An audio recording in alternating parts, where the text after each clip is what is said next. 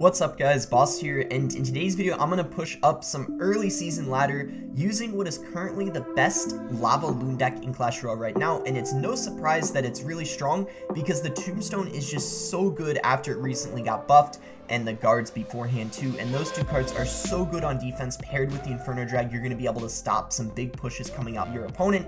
And then you got the Balloon for offense, which is the best win condition in the game right now. And it's even better since Tesla got nerfed. It was the most used win condition in the 20-win challenge. So before we head in the games, I wanted to thank you guys so much for 100,000 subscribers. It really does mean a lot. I will maybe be doing a 100K special video soon. We'll see, but I just want to thank you guys so much for the support. Okay guys, found a game here. We have Tombstone in our starting hand, which is great because it's the safest starting play for sure with this kind of deck because it's only 3 elixir and it's going to defend just about anything, so your opponent's not going to be able to pressure you with something at the bridge. I missed the zap there, it doesn't really matter. I don't think it matters that much. Just going to go minions here on top of the bats. He's going to go for some pretty hard pressure in the right lane. That was kind of interesting. I guess it's going to work out because it does get the Valk to the tower. It is a little unfortunate though, I don't have my lava in cycle. That would have been the perfect opportunity to just lava being up elixir there, but you know what I might do? I'm considering just going lava at the bridge here and ignoring those wall breakers because he already dealt damage in the other lane. And, I mean, the Inferno Drag's up, so it's supporting it. The Tesla is going to target the lava, which is good because now the Inferno Drag is going to stay alive and apply pressure, which could be annoying for him.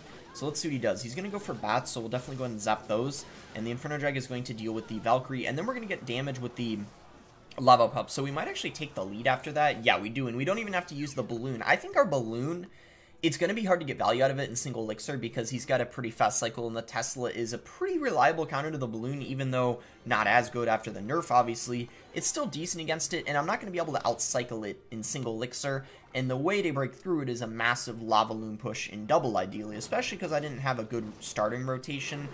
Okay, yeah, he can't be doing fireballs like that. Yeah, you can see that cry there. So he just spent 7 elixir, and I just completely ignored it, and he got very little damage from that 7 elixir. So he's in a lot of trouble, as you can imagine. I can just go minions. He doesn't have the fireball in cycle, so how the heck is he supposed to defend this?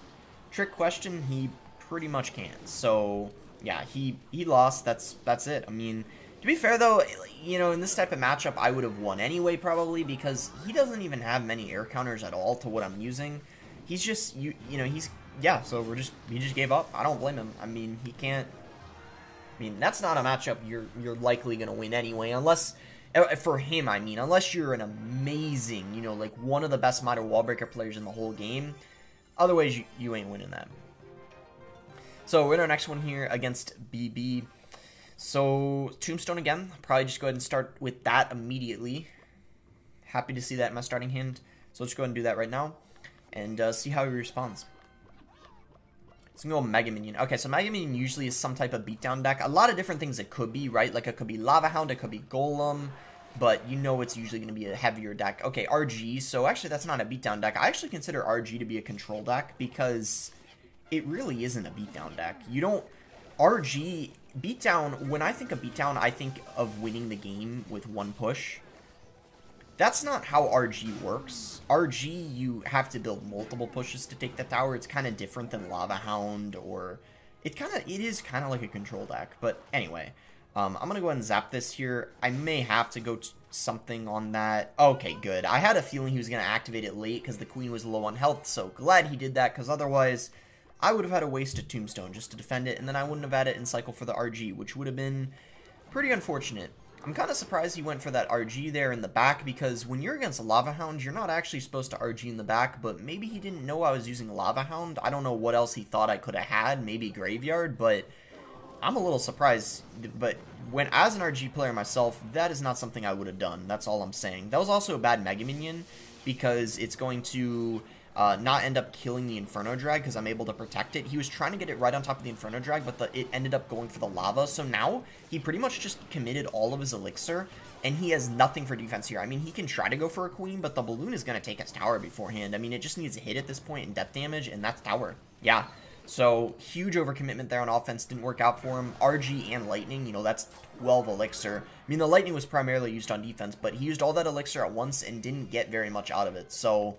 already looking like another, you know, quick and easy win for this one. I'm going to lava in the back. You can play it here. I know it looks weird because it's on the left side, but it still goes for the right. And it's actually what you're supposed to do. I see a lot of good lava players do that. It builds you a lot of time to build a push. Ultimately, when you're in the situation where you've already taken a tower, it's so good for lava. And you just want to build the biggest push you possibly can. So you want to play it as far away as you can from their tower. And then you can kind of balloon like this. Or you can play the balloon there. A couple options. I mean, you could just switch it up to try to be unpredictable with it. It really doesn't matter what you do. Because if they're smart, they're still going to be able to defend it anyway, but you want to try to be unpredictable. So, like, sometimes you could drop it there, sometimes there. It really just depends, but it's always good to switch up the flow so your opponent is unsure what you're going to do. And, yeah, I think we could actually defend this, even though we'd probably win anyway without defending it. Okay. So, that just took my tower. That E-Spirit was very good, that Electro Spirit. Alright, I gotta admit, I'm a little surprised right now. I was just about to say, like, okay, I think that's GG, we're gonna get the win. But, okay, well, that just happened. We're gonna go balloon here. And, okay, I messed up the balloon. We're kind of throwing now. We're kind of throwing, I'm not gonna lie. We gotta chill for a second here. I'm probably gonna fireball that. Okay, he should have played the RG in the pocket. That's, oh my goodness, buddy. That's a lot of fireball value you just gave me. Yeah, I don't know about that play there. That was a lot of value you just gave me, and that Dark Prince is not getting through. So this is definitely our chance to just, I think, lava up in the back, set up another push. I might play it in the corner next time, but I just think it overall is usually better to play it in the back. So he's going to go very aggressive RG here. I don't know about that play, because that's, with the Mega Minion, that's an E-Spirit, that's actually 10 Elixir in the pocket, and he's not getting much damage. We actually still have the lead after that, so I don't think that was the right play at all. I'm going to balloon now here again, and then, you know what I'm going to do? You almost always win when you do this. Go for another lava in the pocket. I very rarely see people defend 2 lavas. It's almost an impossible task. The Death Bomb is going to hit the Mega Minion, so I don't even need a zap, and we just have to go... Okay, hold on. That RG was getting damage. I didn't expect him there to go for that push, that Dark Prince RG. But we got it. We got the win. Almost through. But luckily I didn't, because I was in a great situation. And that was a good matchup for me. So that would have been a little bit, I guess you could say, kind of bad, kind of embarrassing if I lost. But we got it. So we're against Screamer here. Tombstone again. 3rd game in a row where I got Tombstone in my starting hand. Well, don't mind if I do. Go ahead and start with the Tombstone. Not having lava in rotation anytime, that's a little frustrating, I gotta admit. So we're gonna go minions here. I'm hoping the Prince gets distracted by the skeletons. If not, I'm gonna have a little bit of trouble here. Okay, it's not. So I have to spend 5 elixir just to counter it and take a lot of damage in the process. That's not really what I wanted to happen. He's gonna have Valkyrie, Prince, so some kind of very strange deck. Unsure yet, like, at all what he's using or, like, what the win condition is. Okay, Hunter for sure opposite, or Lava obviously opposite lane of the Hunter, because Hunter's one of the best counters to the Lava Hound, but then also the Balloons, so no way I want to play into that. And then with him also cycling the Delivery, I think it's for sure time to Balloon behind this. He doesn't have a Hunter in cycle or a Delivery. Delivery is really good against the Lava Pups. Okay, but he does have a Queen, so that's a little annoying. Maybe I'll go Minions here. He doesn't have his Delivery in hand, so I might as well take advantage of that.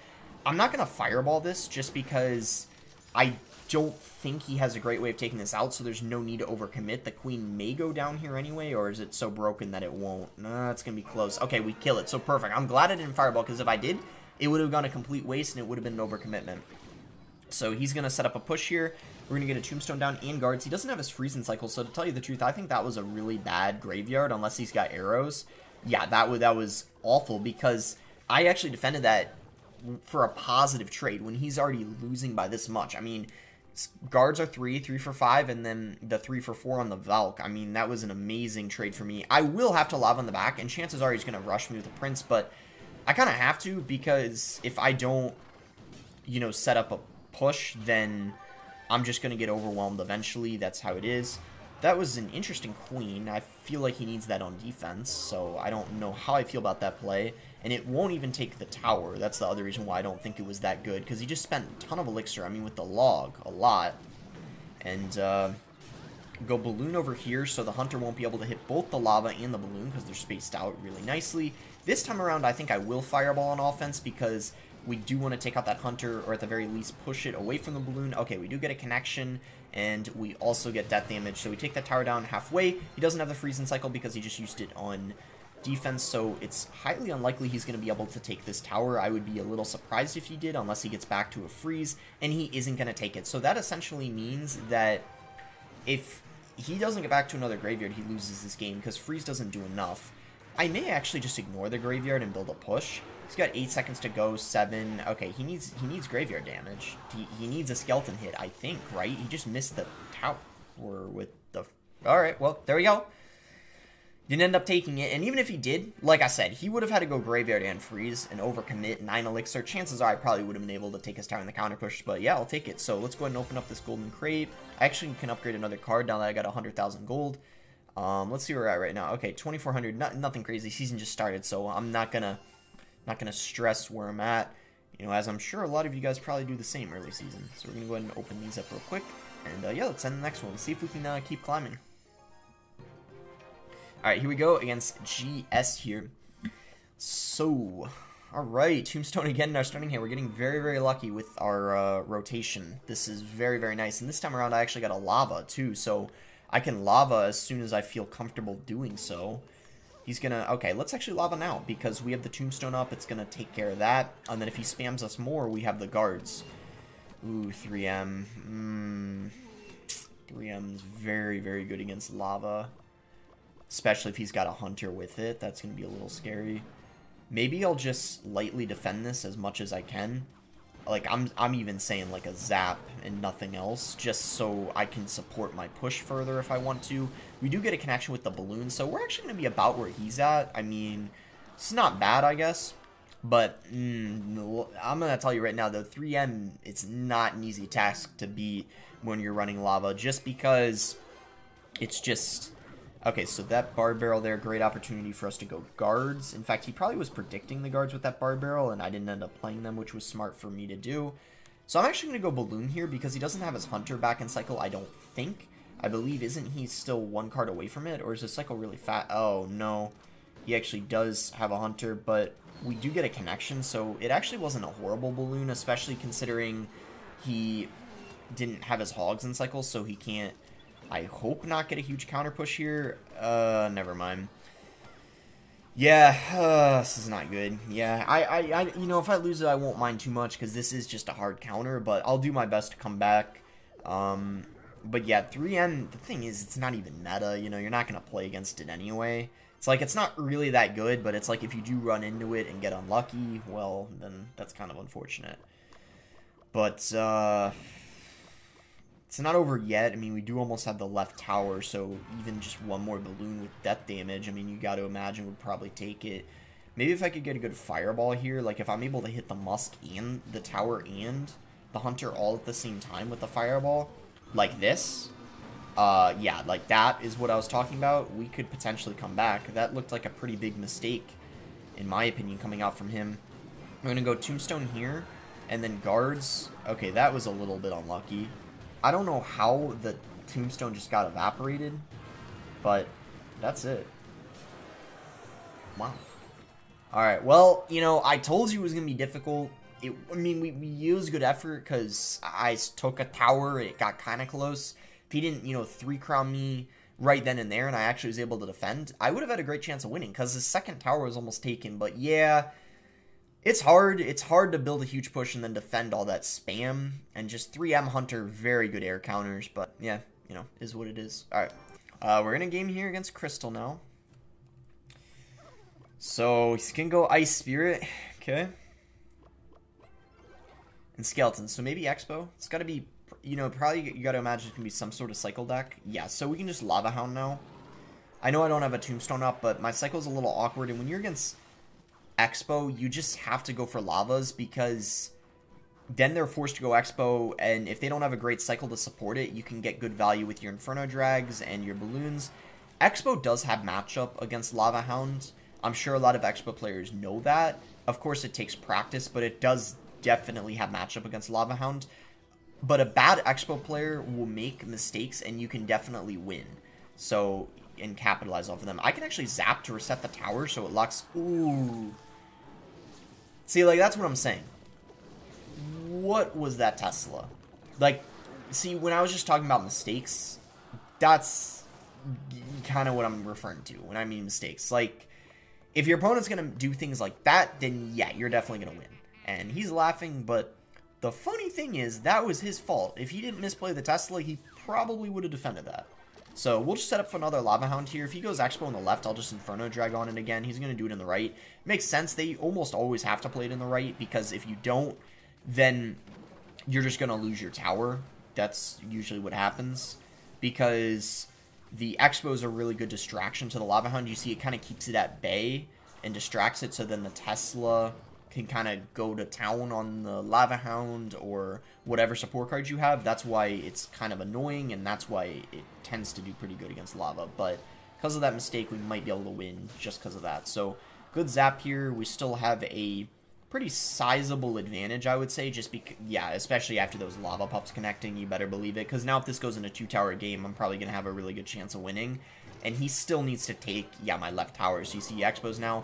I will definitely go guards here because his log is in hand. And then I'm probably just going to Fireball. I know I only need a zap to take the tower, but this is going to deal some great damage to the Expo to the point where I'm pretty confident it won't get... Yeah, it won't even lock on my tower. I was going to say it won't even take my tower, but it didn't even lock on it. So he's going to go Expo again. I'm going to Tombstone off to the side here so he couldn't predict it with a log or something. It's still going to be some nice distraction. You see, he's not going for a log. He waited so long. I'm unsure why, because if he logged right away, he probably would have been able to get the tower. So here's what I'm going to do. He's practically guaranteed to take my left tower because of spell cycle, so I'm not even going to attempt to defend, although he might have just actually messed up because I don't think Fireball log is enough now that I think about it. Wait a minute. Wait. Okay, well, we just got the win there. That was kind of weird, so... and he's laughing. It's funny, because people tend to do that laugh when they're the ones who messed up. It's not like I have a hard counter or anything. He just screwed up. That was kind of on him, but... Alright. Okay, in our next game here, and no Tombstone in our starting hand this time, despite us having it pretty much every other game in our starting hand, so I guess we could just start with a Zap, and... see what he wants to do in response, if anything. Okay, he's gonna Rage, so probably something like Elixir Golem or Sparky. I mean, usually when you see Rage, it's usually something pretty toxic. I mean, that you know most of the time. So we'll just Lava Hound anyway, because it looks like he's not doing anything, even though I played a Tombstone, and he's leaking Elixir, so I might as well. And then go Sparky. Okay. The thing is he has a very hard time defending Lava Pushes, but Sparky could be tricky for me to defend if he goes in for everything with it, like E-Barbs too and everything like that. So this game usually ends up being a 3-crown for either the Sparky player or the Lava player. Like, it's always a lot of towers taken, but because he decided to defend and didn't go for any kind of support with that Sparking Goblin Giant, that ended up being really easy for me to defend. I'm kind of surprised that he did that. If I were him, I wouldn't have gone for the E-Wiz on defense, because he was going to lose the tower anyway, and an E-Wiz is not much for a counter push, I can tell you that right now. So I don't see him getting anything out of that E-Wiz and Dark Prince, so I think for sure he messed up there a little bit, but we'll see if he ends up coming back, because I guess one Sparky push can kind of change everything sometimes, but he won't be able to build any kind of massive Sparky push, I think, until double Elixir anyway. So I'm going to Fireball here. That'll actually push the E-Barbs to the right. He will zap though, but I'm going to ignore that because I don't think it'll take the tower, and thank goodness it didn't, because it was super close. And the reason why I'm ignoring it is because E-Barb zap, right? With the Rage 2, that's 10 Elixir. And I just defended it for 4 because I went Fireball. Huge Elixir lead for me, so he's for sure going to be unable to defend this Lava Push, especially showing he's got very minimal air counters. I mean, he just uses the E-Wiz, and then when he uses it on defense, Inferno Drag just takes care of the Goblin Giant. So I'm going to go Minions here. I didn't go Guards on the E-Wiz because I wanted to save it for the E-Barbs, which you see right now. I'm just going to go for Tombstone right now to distract them, and then maybe I have to go for a Fireball, but I think there's no way that's going to... Well, actually, it might take the tower. Okay, just like the last time. Very close, but barely stay alive, which is great, because now he still has to take both towers with only 30 seconds to go, and he's only shown E-Wiz as an air counter. That means he doesn't have any, if he doesn't have anything else, Balloon just wrecks him. I just have to apply pressure, that's it. And now that he has to over-defend, he's not going to be able to take both of my towers in the given time. It's just simply impossible. So that is going to be GG. We end off of a really, I guess you could say, easy game. I mean, you should really have no problem against most Sparky variants, and this one especially because he didn't even have the minions. But honestly, even if he had minions as another air counter, then it still probably would have been pretty easy, because then their offense wouldn't have been as good, because then they would have one less support card, like the Dark Prince or the E-Barbs, and this guy's laughing, you know, having the time of his life right now. You know, some people just spam the laugh when they lose. But anyway, that is going to be it for the video. Kind of low. I actually, very, very low. Early season's very weird. I feel like I always play against random decks and, like, lose to players that are not as good as end of the season. It's a very interesting time, I guess you could say, early season. That's why a lot of players kind of take early season off as a kind of a break, because I think a lot of people like me get kind of burnt out, so you're not playing perfectly. So you're actually losing to people you really shouldn't be losing to, if that makes sense. But anyways, I hope you guys did end up enjoying the video. Thank you, so much again for 100,000 subscribers. As I already mentioned in the intro, I might do a special in my, YouTube community tab. I might talk about it and give you guys some options, or you can vote on them in the comments. We'll see. But, yeah, anyway, I'm just super excited, very grateful that, well, yeah, that many people actually subscribed to my channel. It's kind of the first major milestone, so pretty insane. But, yeah. Thank you guys again so much, and thanks again until next time, guys.